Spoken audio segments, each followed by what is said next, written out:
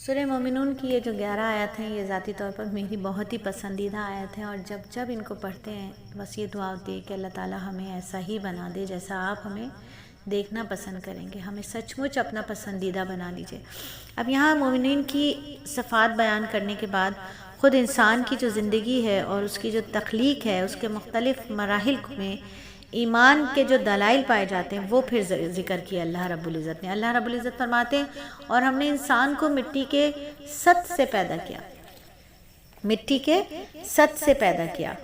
یعنی انسان جو ہے وہ مٹی سے پیدا ہونا یا تو اس اعتبار سے کہ تمام انسانوں کے جو باپ ہیں حضرت آدم علیہ السلام وہ مٹی سے پیدا کیے گئے، پھر تمام انسان ان کی پشت سے پیدا ہوئے، اس لیے بالواسطہ تمام انسانوں کی اصل کیا ہے وہ مٹی ہے۔ یا پھر اس کا مقصد یہ بھی ہو سکتا ہے کہ انسان کی تخلیق جو ہے وہ منی کے قطرے سے ہوتی ہے اور وہ غذا سے پیدا ہوتی ہے، منی جو ہے وہ غذا سے پیدا ہوتی ہے، اور غذا جو ہے وہ کہاں سے پیدا ہوتی ہے، وہ مٹی کے اندر بیج جو ڈلتا ہے مٹی اس سے اگتی ہے، تو اس میں بھی مٹی کا عمل دخل ہے۔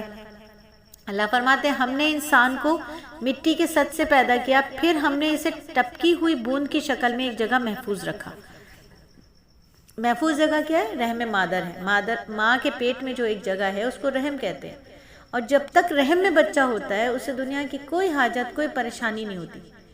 ماں گرتی ہے بچے کو چوٹ نہیں لگتی، ماں کو بھوک لگتی ہے لیکن بچے کو بھوک نہیں لگتی، اسے رحم کے اندر کھانا بھی مل رہا ہے، رحم کے اندر وہ گرمی سے بھی بچا ہوا ہے، رحم کے اندر وہ سردی سے بھی بچا ہوا ہے، رحم کے اندر وہ بھوک پیاس سے بھی بچا ہوا ہے، بڑے مزے میں زندگی گزارا ہے، 9 مہینے بڑے مزیدار گزارا ہوتا ہے، کیونکہ وہ کہاں ہوتا ہے؟ وہ رحم میں ہوتا ہے۔ تو جب ہم اللہ سے رحم مانگتے ہیں نا تو در حقیقت ہم ایسا ہی رحم مانگتے ہیں کہ اللہ آپ ہم پر اپنا رحم کر دیجئے۔ جب اللہ کا رحم ہم پر ہو جائے تو ہمیں کسی چیز کی پریشانی نہیں ہوتی، کیونکہ اللہ رب العزت ہے نا، اور جس کو یہ پتہ چل جائے کہ وہ اللہ کے رحم میں ہے پھر اسے پریشان ہونا بھی نہیں بنتا، کیونکہ اللہ رب العزت ہے نا سب کچھ عطا کرنے والے۔ تو اللہ فرماتے ہیں پھر ہم نے اسے ٹپکی ہوئی بوند کی شکل میں ایک محفوظ جگہ پر رکھا، پھر ہم نے اس بوند کو جمے ہوئے خون کی شکل دے دی، پھر اس جمے ہوئے خون کو ایک لوتھڑا بنا دیا، پھر اس لوتھڑے کو ہڈیوں میں تبدیل کر دیا، پھر ہڈیوں کو گوشت کا لباس پہنایا، پھر اسے ایسی اٹھان دی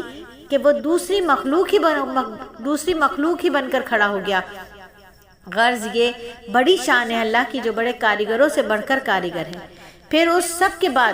تمہیں یقیناً موت آنے والی ہے، اور پھر قیامت کے دن تمہیں یقیناً دوبارہ زندہ کیا جائے گا، اور ہم نے تمہارے اوپر اب یہاں تک انسان کی پیدائش اور پھر انسان کا واپس دنیا سے چلے جانا اللہ رب العزت نے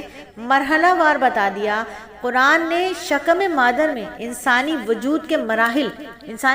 مراحل ہے نا، منی کا قطرہ گیا، پھر وہ لوتھڑا بنا، لوتھڑا جو ہے وہ انسانی شکل اختیار کی،